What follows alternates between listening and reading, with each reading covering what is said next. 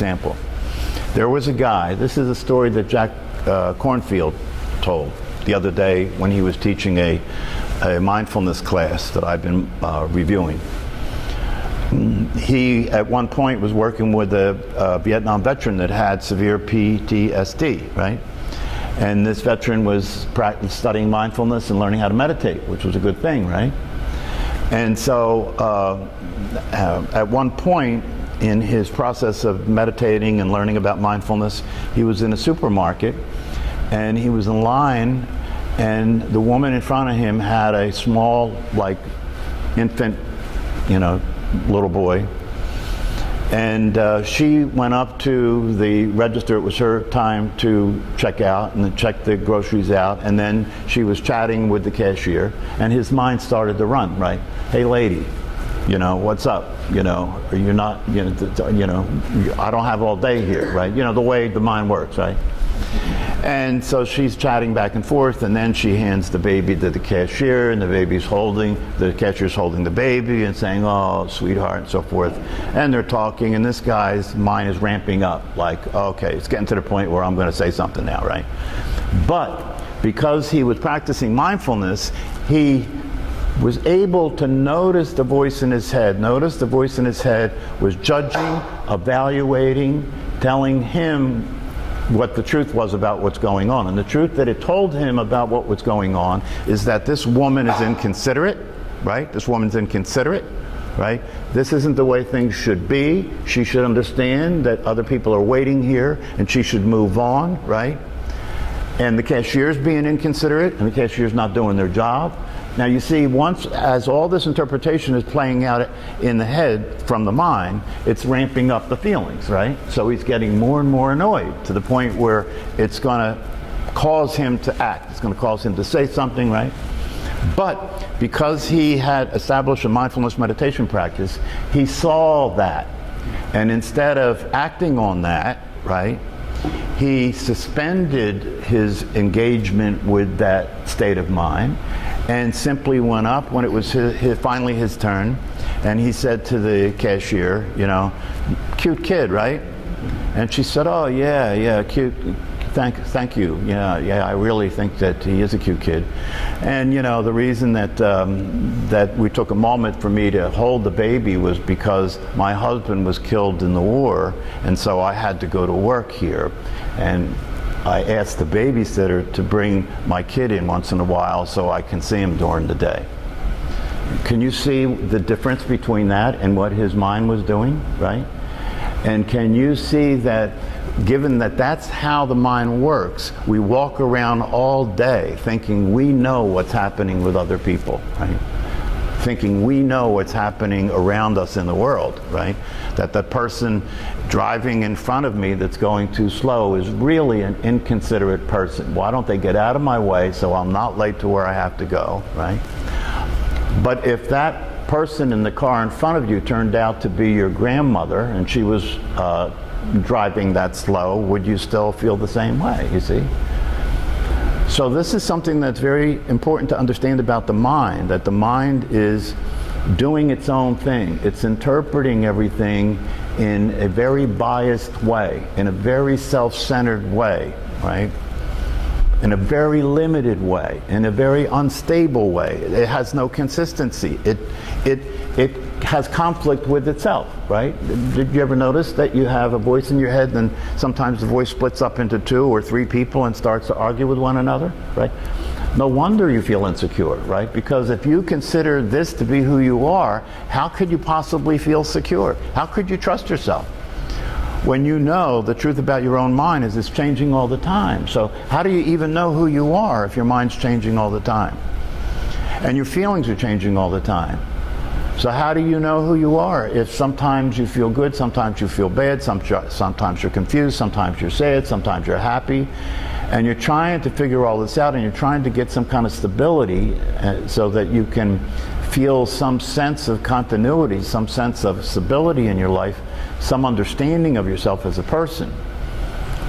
And so what do we do? What do we do? Because if you really open yourself up and start to pay attention to the internal reality that's occurring in your mind and in your body and in your emotional states, and you allow yourself to recognize how unstable it is, how constantly it's changing, right? And then on top of that, what do we do, right? Because the way you interact with each other in the world is not from that instability, is it? You don't want people to know that that your mind is changing all the time and you really don't know what the truth is or what to think or what to do. You don't want people to know that. So everybody's got to hide it, right? Everybody's got to live in a pretense with one another that they're okay, right? So I have to act like I'm stable, right? I have to act like that my mind isn't changing all the time. I have to act like I'm not feeling different all the time, and that this is something I'm coping with that I can't allow other people to see, because then they'll know that I'm the crazy one. When in reality, everybody's crazy and they're all hiding out from each other, right? So this is one of the reasons why in a lot of the endeavors that we get ourselves involved with, that our mind will only let us participate up to a certain point. So you can sit here in class and I can say, does anybody have any questions about this? Now I know already that if you're serious about meditation and you're serious about learning about your own mind and about consciousness, that you have got to have questions. I know that already. So when nobody has questions, what I know is that I'm sitting with states of mind, because the mind will say, no, don't say anything. Don't say anything, because you'll look stupid, right? Because that's a stupid question. And everybody will find out that you're the one here that doesn't know what the hell they're doing, right? This is what the mind will have you do, right? So it'll keep you from participating in the possibility and the opportunity to really learn anything, right? Because you can't afford to be seen in a negative light. So it protects you from learning. It protects you from being honest, doesn't it? It protects you from being honest, even with yourself, right? It tells you things about yourself that are pretenses, that aren't the truth, One of the main things that it tells us about ourselves is that we know what we're doing. Most of the time, that's not true. And the evidence shows that that's the case, because the outcomes that exist in our life prove that if you knew what you were doing, how come it didn't turn out like you knew you were doing, right? It's important at some point to pay attention to that, right? If you're not getting the results you want in life, there must be something about what you're doing that's not consistent with what it takes to get those results, yes? So mindfulness is about waking up and starting to notice what's actually going on, what time it is, how is it that who I'm being, what's going on in my mind, what's going on in my emotions, what's going on in my body has me be and behave a way that doesn't produce the results that I want in my life. That's what mindfulness gives you the opportunity to begin to pay attention to. So, what I want to request is that if you're on the mailing list, if you're not on the mailing list and you want to get on the mailing list, see me after class, because I do send stuff out. Have you been getting stuff? Yeah, I do send links out to videos, and I'm not doing that, just so I have an activity, right? The videos that I send out to you are very specific things that I see have value, so I'm your editor, right? I'm looking at everything that's out there all the time, and I'm picking things out that I think would really be useful for you if you're interested in establishing a practice, right? And those are the links that I send to you. And I try and give you a variety of different teachers so that you can hear the message a lot of different ways, because there's only one truth, right? So it's not like there are different messages. But if you hear different teachers talk about it different ways, you start to see what they're pointing to. You start to see that the truth they're pointing to is not something to believe in, but rather it's an experience that you can have by looking for yourself at what it is that they're pointing to. So if you're not on the mailing list and you want to get on the mailing list, see me. What I'm going to do this week is I'm going to send out a request, right? So this is going to be an experiment to see whether you still hide out even with your email, right? I'm going to send you a request. And the request is going to be, send me an email sharing with me where you are at in your process of meditation, right? So this is a challenge to see if you can respond to that request without your mind getting in the way, right?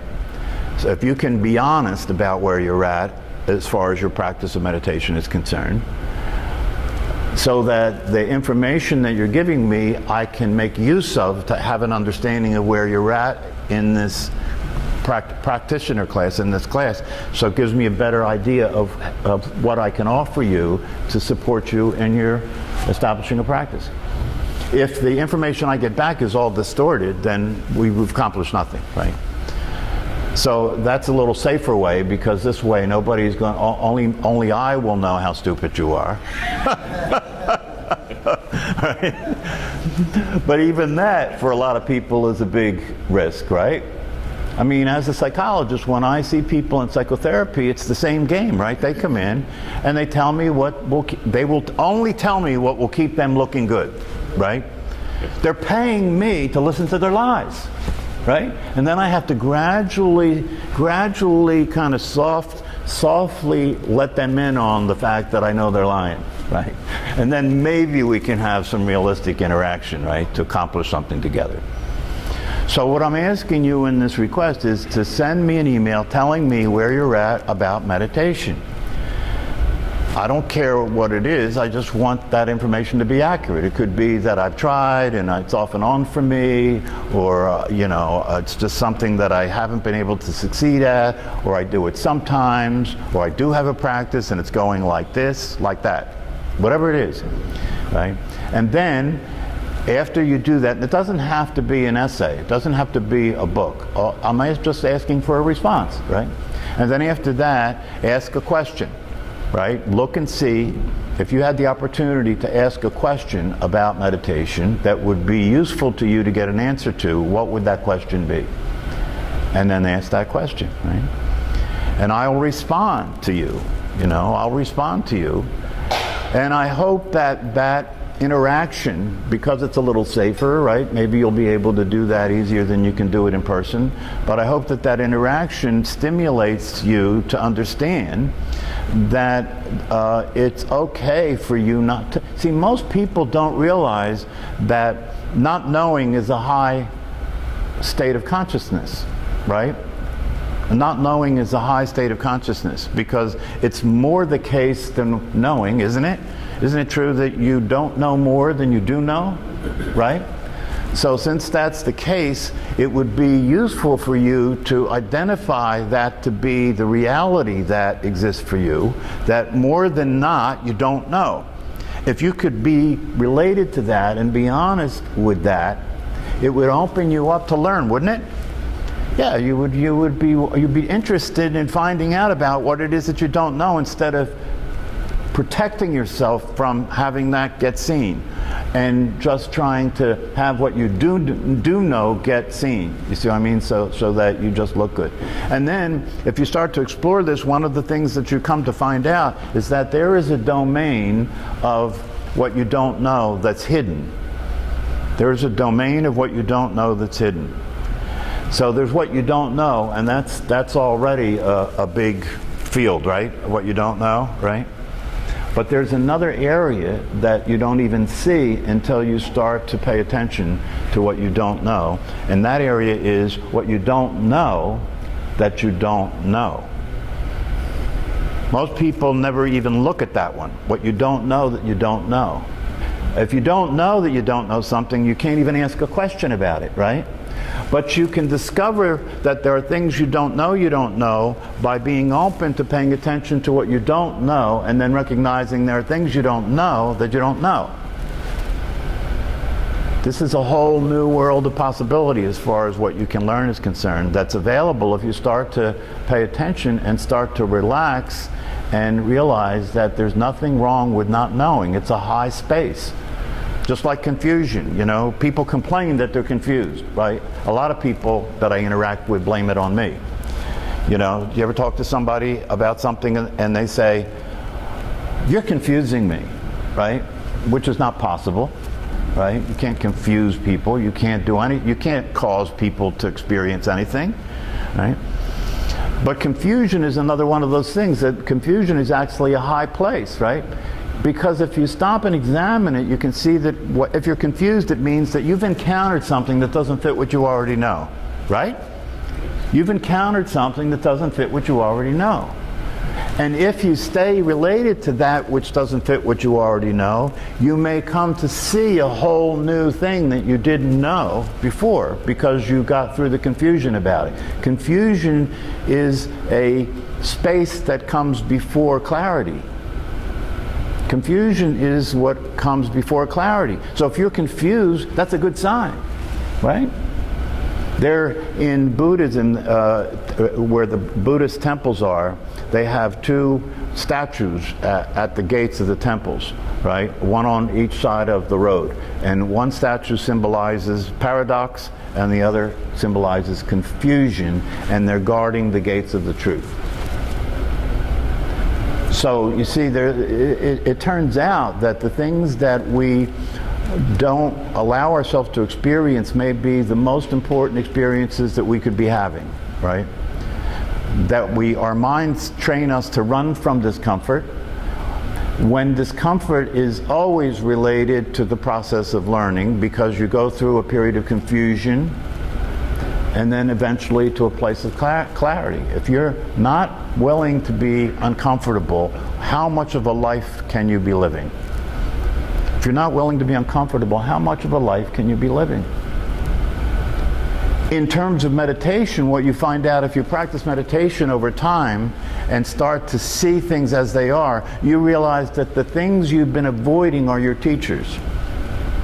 This is why in intimate relationships like marriages, right, that if people in those relationships start to wake up and see reality as it actually is, they understand that their partner is their greatest teacher, because that partner will reflect the parts of you that you're blind to, right? The parts of you that don't work, that you're blind to, that person will reflect those things back to you. And that's why people in those relationships get crazy, because when they see the person is seeing the things about themselves that they've been trying to hide, they get aggressive and defensive and turn on that person, right? Rather than understand they're doing them a big favor. And it's a two-way street. It's a two-way street. So you can have a relationship in a marriage or a partnership with each other if you understand the dynamics and you understand how things really work. Then you can really appreciate the feedback that you're getting from the other person. And if you use that going in both directions, you have a very powerful relationship that can really have you wake up and learn how to love each other and learn how to be related to other people in a way that works, rather than be stuck in a state of mind about it. I mean, that's the way that's the situation, the condition we're all suffering from, right? Because we don't see, for example, given the political situation right now, division is what's happening, right? Everybody's against everybody, right? So watch how the mind works, right? You look at the politicians, right? You look at the politicians and you judge them and you evaluate them and you criticize them and you make them wrong for the way they are as far as being corrupt is concerned and not be, and all that stuff, right? But isn't it the case that that's what you're doing with them? Aren't you doing the same thing? So we take a position of self-righteousness, like, I'm not doing what I'm pointing out that you're doing. And if you wake up and look at the truth, that's not true at all. When you get free from the states of mind that typically occupy people's lives and experiences, you recognize that if you want to be free and you want to have relationships work, then you have to find out what love is. And you have to start with yourself, right? So one of the practices that is practiced along with mindfulness meditation practice is the practice of what they call loving kindness meditation or compassion meditation. And in the practice of loving kindness meditation, the practice is a practice where you're practicing expressing the way your true self is, regardless of how your mind operates. In other words, in loving kindness practice, and if you look into this, you'll see what I'm talking about. In loving kindness practice, the practice is you start with somebody that you love, that it's easy to feel good about, right? You start with somebody like that, right? And you repeat these phrases, may you be happy, may you be peaceful, may you be healthy, right? You wish them well, right? And then you start to move to people who you're not so crazy about, right? Until you get to somebody you really hate, but you keep repeating the same affirmations, may you be happy, right? And the reason you're doing that is you're practicing being the way you would be if you were free from your mind. Because who we are naturally, and who the truth is of who we are, is unconditionally accepting of everyone and everything as it is. That's what love is. That's what it's like to be free from the mind. Is to understand, for example, that everybody, all human beings are in the same situation here, right?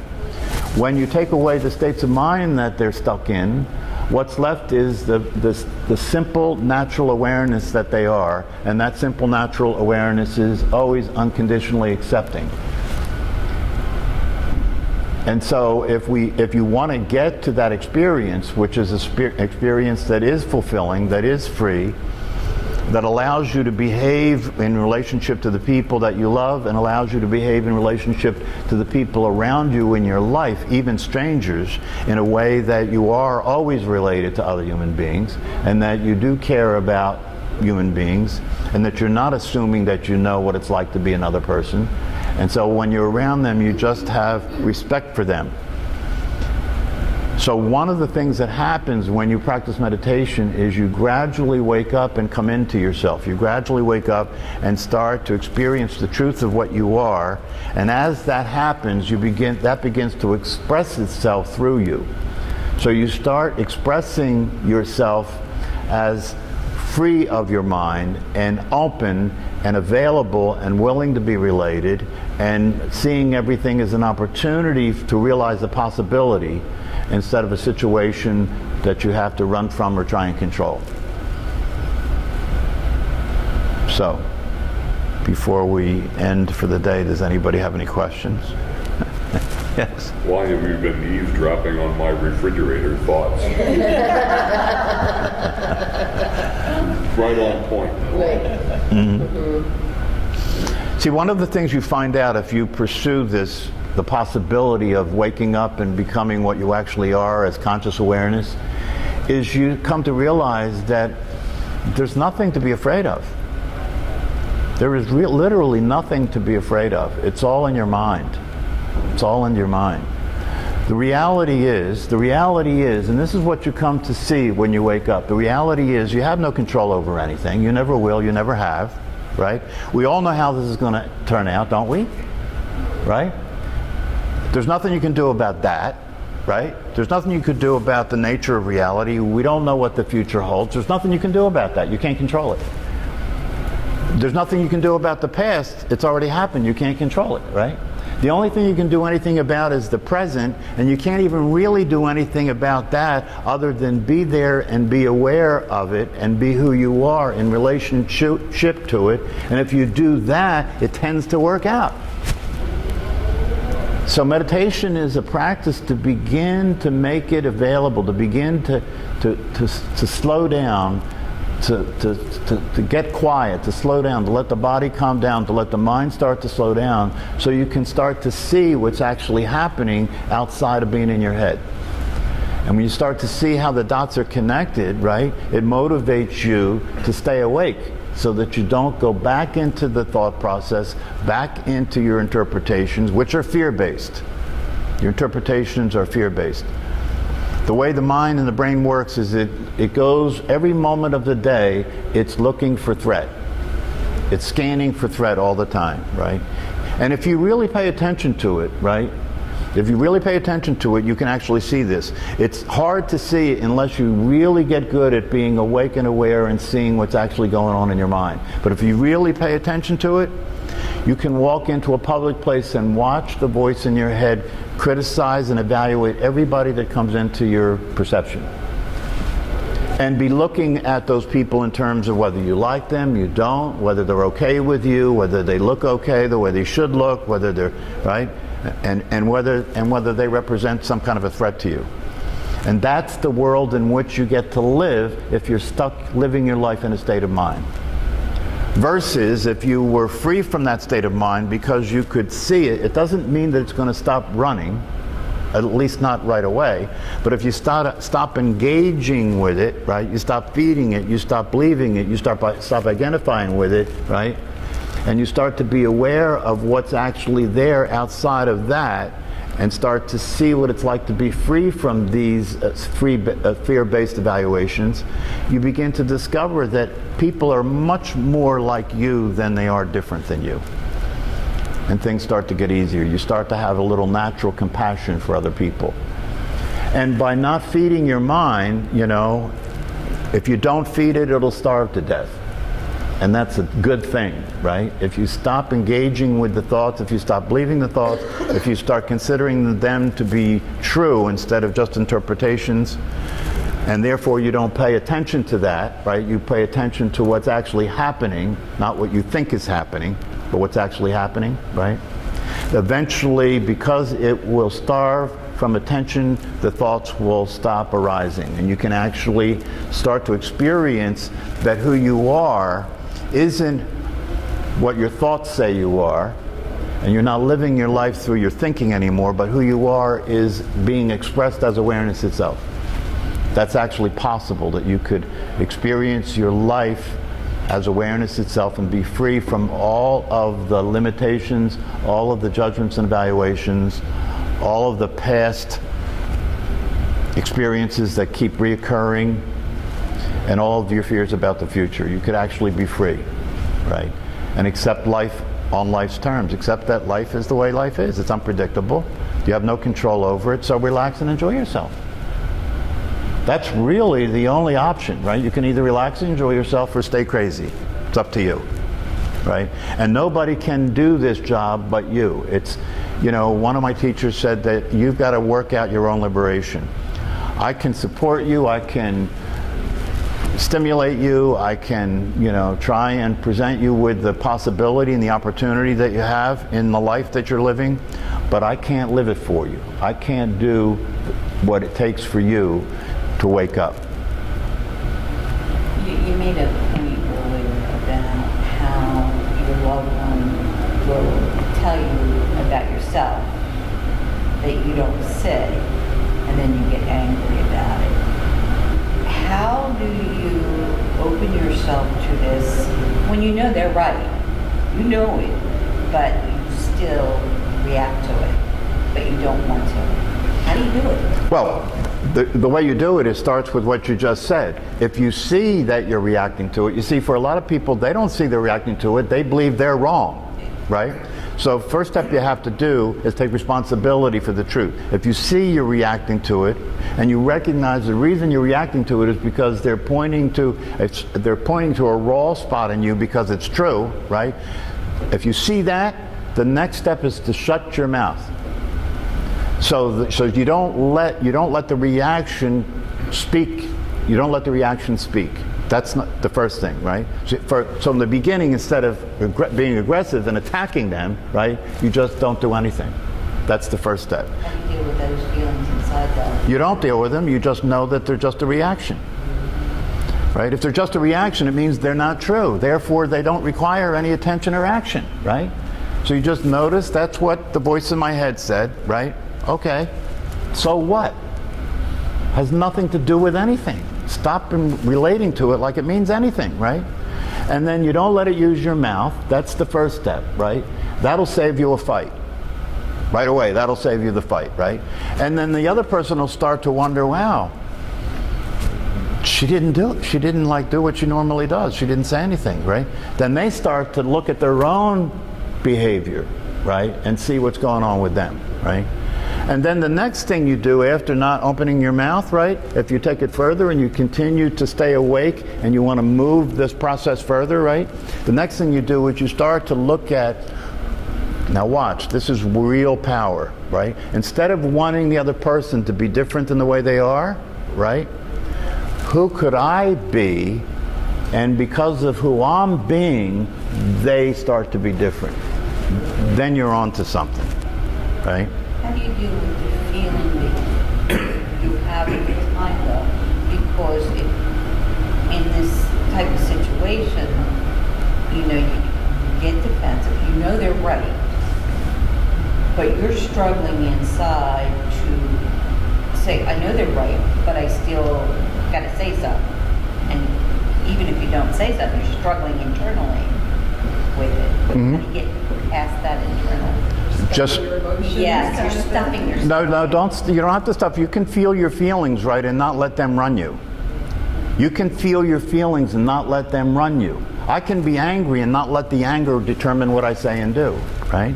You don't have say-so. You don't have any control over what feelings you have. That's all mechanical, right? So you can't do anything about how you feel, but you can do anything about how you relate to how you feel. You can do something about whether you allow those feelings to use you. And if they use you, they're going to get negative consequences, right? If you see that, how many times do you have to do it to wake up? Right? How many times do you have to repeat unworkable behavior to wake up and stop repeating the unworkable behavior? That's what meditation is about. In meditation, because you start to become conscious and mindful, you start to see how you're repeating patterns that don't work. And just the fact that you're seeing that itself will gradually slow you down until it wants to happen and it stops.